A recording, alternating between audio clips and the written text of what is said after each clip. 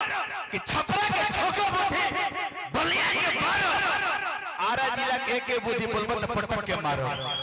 जो हो की आंधियों से खबरदार नहीं, राजू भैया वो कुछ और हो सकता है, कलाकार नहीं। सभी लोग ऐसे ही प्यार। एक मिनट मैडम, जिला का ऐसा ही परिचय करेबा, माने लफुआ हो जिला। हमारे बीच बड़े ही अच्छे मंच उद्घोषक हमारे ऋतिक जी हैं, आइए जरा दो शब्द आप भी बोले। निशा जी की तो हम सुंदरता का दीवानी हैं, आप इतनी क्यूट हैं, अगर गवर्नमेंट को ख्याल हो जाए तो खत्म सारा बवाल हो जाए और टैक्स लग जाए निशा जैसे हसीनों पर, तो ये भारत ही मालूमाल हो जाए। ये हमारा भोजपुर है, ये मैं इसलिए आपको सम्मान करता हूँ। पूरी भोजपुरी आपको बड़ी अदब के साथ जानती है, मैं तब से आपको जानता हूँ जब से मैं इस लाइन में नहीं था। लेकिन ये आरा जिला है, बाबू वीर कुंवर सिंह की मिट्टी है और कलेजा के भाव होने चाहिए कि छपरा के छोको बुद्धि बलिया के मारो, कि छपरा के छोको बुद्धि बलिया के मारो, आरा जिला के बुद्धि बोलबो तो पटपट के मारो। बहुत बहुत धन्यवाद, सभी लोग ऐसे ही प्यार। एक मिनट मैडम, जिला का ऐसा ही परिचय करेबा, माने लफुआ हो जिला, पटक के मारी, मान मर्यादा के तनिको ख्याल नहीं है। कौना मंच पे पड़ा, कौनो चीज के मर्यादा रखा, लोग पढ़ल लिखल नहीं है जिला में। निशा जी मैं बता दूं कि ये आरा की मिट्टी केवल पटक के मारने से किसी की पहचान नहीं है। ये धरती आईएएस पैदा करती है, आईपीएस पैदा करती है, ये वो धरती है कि वीर भी पैदा करती है।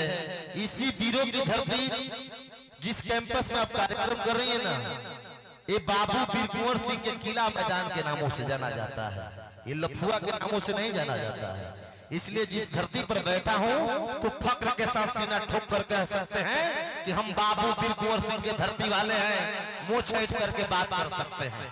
ये जन्माष्टमी का कार्यक्रम है, किसी नाच पार्टी और किसी बारात का नहीं है कि इंटरटेन करके हम अनाउंसमेंट करके चले जाएंगे। किसी मंच की गरिमा का ख्याल एक उद्घोषक का होता है। आज इस मंच पर मैं संचालन कर रहा हूं, सभी कलाकार का अपना अपना तरीका है, लेकिन निशा जी सब कलाकारों का सम्मान के आपको भी धन्यवाद।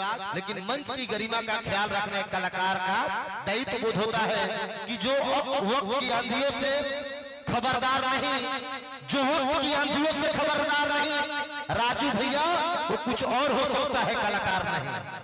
कलाकारों को स्वाभिमानी होना चाहिए, उसको समझना चाहिए कि भगवान श्री कृष्ण के मंचों पर जब एक गायिका मुझे संचालन करने के दी तो कौन सा शब्द प्रयोग करना चाहिए, मुझे कहना होगा तो ये भी मैं कह सकता हूं कि वो आदमी क्या जिसमें स्वाभिमान नहीं, वो आदमी क्या जिसमें स्वाभिमान नहीं, वो गीत क्या जिसमें तान नहीं, पत्थर की मूर्तियों से दुआ मांगने वालों, माँ बाप से बढ़कर कोई भगवान नहीं। जो अपनी माँ बाप से मोहब्बत करते हैं जोरदार ताली ठोक लीजिए। कहने के लिए तो बातें बहुत है, अध्ययन करना जीवन में बहुत जरूरी है और पेशेंस रखना जीवन में बहुत जरूरी है। आइए, जब जन्माष्टमी का कार्यक्रम है उस सलीके से कार्यक्रम को सुचारू ढंग से कलाकार हाजिरी लगाएं और यहाँ से आशीर्वाद प्राप्त करके चला जाए। समझिए कमेटी का कितना मेहनत होता है, ये लाइट लगा है, पंडाल लगा है, दुकान से घर घर से लोग चंदा लिए होंगे। प्रभु श्री कृष्ण के जन्माष्टमी का कार्यक्रम विगत वर्षों से चलता आया है, इसलिए मैं चाहता हूं कि भजन से आप हाजिरी लगाएं, फिर अगले कलाकार आएंगे। चलिए, इसलिए तो मैंने पहले ही बोला कि बहुत सारे कलाकार हैं, तो ज्यादा टाइम ना लेते हुए दो गाने से सभी लोग अपनी अपनी एंट्री लगाएं।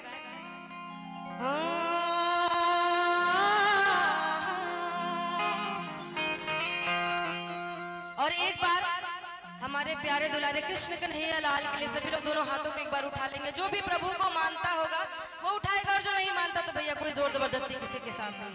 एक बार प्रेम से बोले कृष्ण कन्हैया लाल की, बोलो राधा मैया की।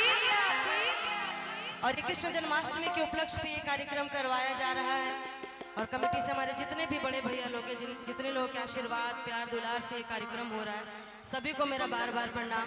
राजू भैया को मेरा बार बार प्रणाम और जितने भी लोग हैं सभी लोगों को मेरा बार बार प्रणाम। कि यशोमती मैया से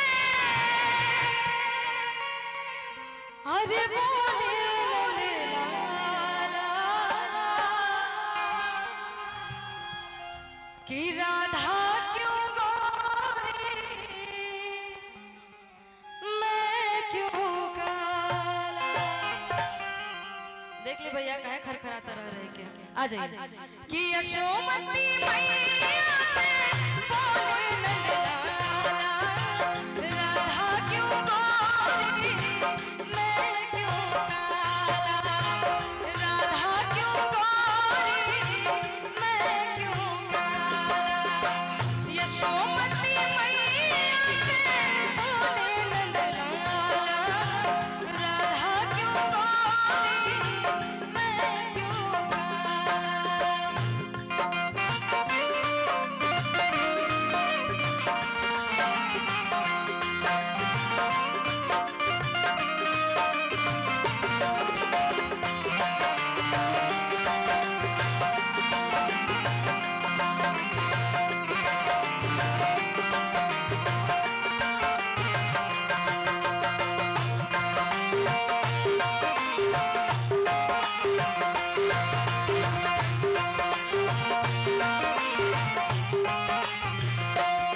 बोली मुस्का के मैया सुन मेरे प्यारे बोली मुस्का के मैया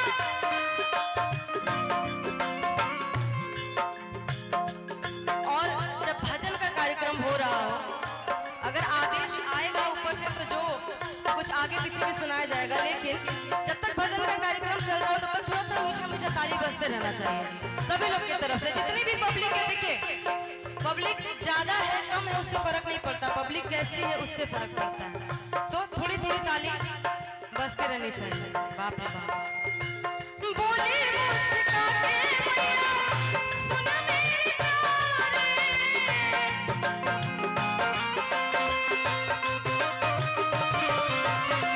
बोली बोली राधिका के नैन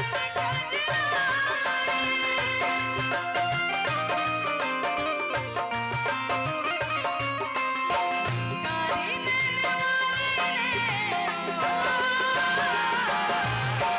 कारी नैन वाली ने ऐसा जादू डाला इसीलिए काला यशोमती मैया से बोले नंदलाला राधा क्यों गोरी मैं क्यों काला